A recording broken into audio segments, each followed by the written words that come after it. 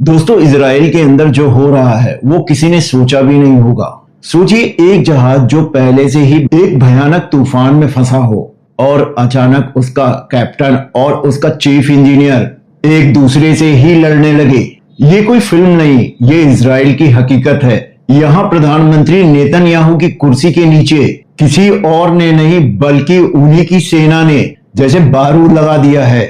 ये देश लगभग 2 साल से जंग की आग में जल रहा है और आज इसके सामने अब तक का सबसे बड़ा अंदरूनी संकट खड़ा हो गया है। और ये संकट किसी दुश्मन की वजह से नहीं बल्कि खुद इजरायली सेना के टॉप जनरलों की वजह से आया। खबरें हैं कि इजराइल के आर्मी चीफ ने प्रधानमंत्री नेतन्याहू के वॉर प्लान को ही चैलेंज कर दिया, जिससे एक ऐसा घमासान बवंडर शुरू हो गया जो इजराइल को तोड़ सकता है। गाजा को लेकर इजराइल के अंदर ही एक महाविवाद छिड़ गया है जो नेतन्याहू के पावरफुल करियर को हमेशा के लिए खत्म कर सकता है।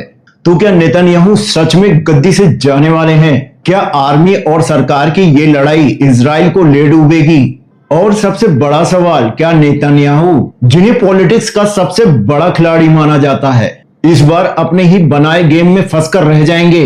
आज हम इन्हीं सवालों को चीर फाड़ करके पोस्टमार्टम करके देखेंगे और जानेंगे कि आखिर इजराइल में चल क्या रहा है। तो चलिए समझते हैं ये पूरा बवाल है क्या। क्या ये सारा ड्रामा प्रधानमंत्री नेतन्याहू के एक जबरदस्त प्लान को लेकर शुरू हुआ?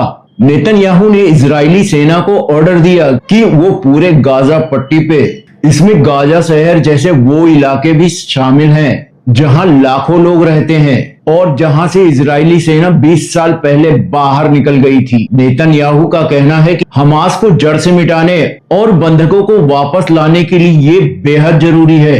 उन्होंने कहा वो ये जंग जीत के रहेंगे चाहे जो हो जाए। लेकिन यही आता है कहानी में सबसे बड़ा ट्विस्ट, सबसे बड़ा मोड़।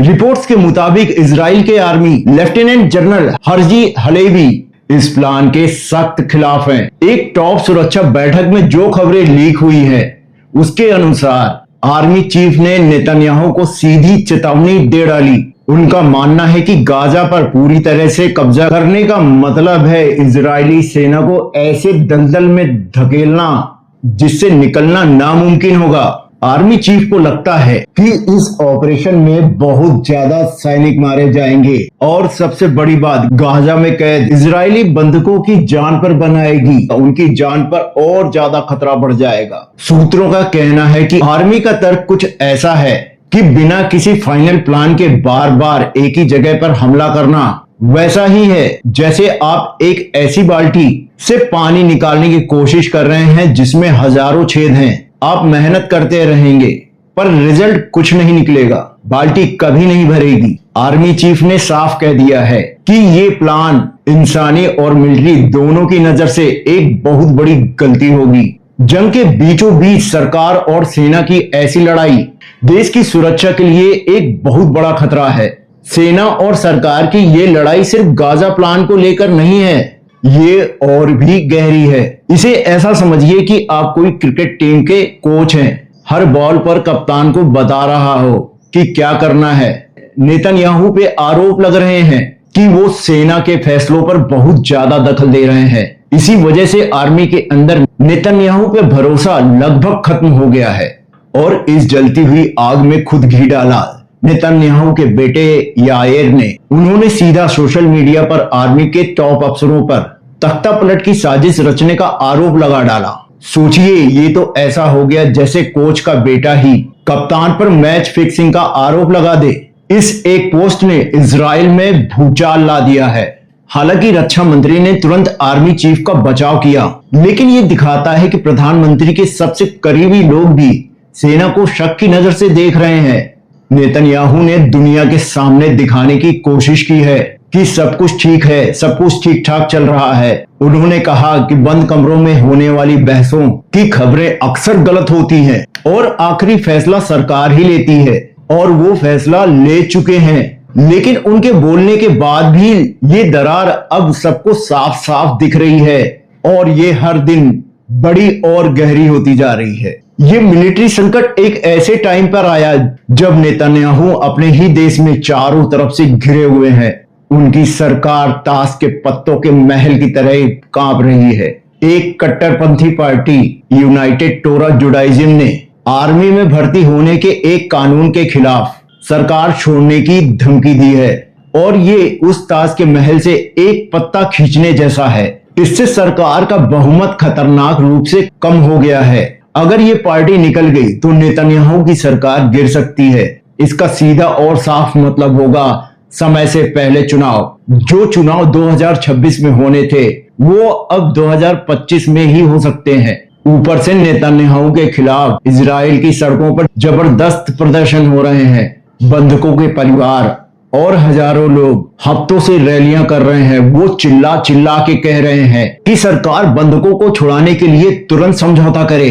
इन प्रदर्शनों ने नेतन्याहू पर दबाव का पहाड़ खड़ा कर दिया है। हाल के सर्वे बताते हैं कि अगर आज चुनाव हुए तो नेतन्याहू बुरी तरह हार सकते हैं। ज्यादातर लोगों को अब लगने लगा है कि नेतन्याहू सिर्फ अपनी कुर्सी बचाने के लिए इस जंग को खींच रहे हैं। पूरी दुनिया में भी नेतन्याहू अकेले पड़ते जा रहे हैं। यूनाइटेड नेशंस की एक रिपोर्ट ने इजराइल पर गाजा में युद्ध अपराध करने के गंभीर आरोप लगाए हैं। इजराइल इन आरोपों को नहीं मानता, लेकिन अमेरिका जैसे सबसे करीबी दोस्त भी अब युद्ध रोकने के लिए दबाव डाल रहे हैं। ऐसा लग रहा है कि नेतन्याहू के चारों ओर की दीवारें बंद होती जा रही हैं। लेकिन सवाल ये उठता है कि आगे क्या होगा? इस महाटकराव के बाद इजराइल का भविष्य क्या होगा? यहाँ 3 बातें हो सकती है। पहला, नेतन्याहू फिर से बच निकले। पहला सीन ये है कि नेतन्याहू जो हर बार किसी जादूगर की तरह हर मुश्किल से बच निकलते हैं, इस बार भी वो निकल जाएं। वो अपनी सरकार के साथियों को मना लें, आर्मी से कोई डील कर लें और अपनी कुर्सी पर बने रहें। वो संकट को मौके में बदलने के लिए जाने जाते हैं। हो सकता है कि वो देश में राष्ट्रवाद की आग भड़काकर अपनी कुर्सी बचा ले जाएं। दूसरा और सबसे तगड़ा सीन ये है कि उनकी सरकार का ताश का महल ढह जाए। अगर सहयोगी पार्टियां साथ छोड़ देती हैं तो सरकार गिर जाएगी और इजराइल में समय से पहले चुनाव होंगे। आज के माहौल को देखते हुए इन चुनावों में नेतन्याहू की हार लगभग तय है। इसका मतलब होगा इजराइल एक नए युग की शुरुआत, जहां एक नई सरकार गाजा युद्ध पर नए फैसले लेगी। तीसरा और सबसे खतरनाक सीन एक भयानक संवैधानिक संकट का है। अगर जहाज के कैप्टन और इंजीनियर की लड़ाई इतनी बढ़ जाए कि कोई पीछे हटने को ही तैयार न हो तो देश फैसले ही नहीं ले पाएगा। जंग के बीच सरकार और सेना का आमने सामने होना देश के लिए एक ऐसा खतरा है जैसा पहले कभी नहीं देखा गया। इससे इजराइल एक ऐसे जहाज की तरह हो जाएगा जो तूफान में बिना इंजन और बिना दिशा के खड़ा हो और दुश्मनों का आसान शिकार बन जाए। तो क्या ये नेतन्याहू के युग का अंत है? इजराइल में सबसे लंबे समय तक राज करने वाले प्रधानमंत्री आज अपनी जिंदगी की सबसे बड़ी लड़ाई लड़ रहे हैं और ये लड़ाई किसी बाहरी दुश्मन से नहीं बल्कि उनके अपने ही सिस्टम से है।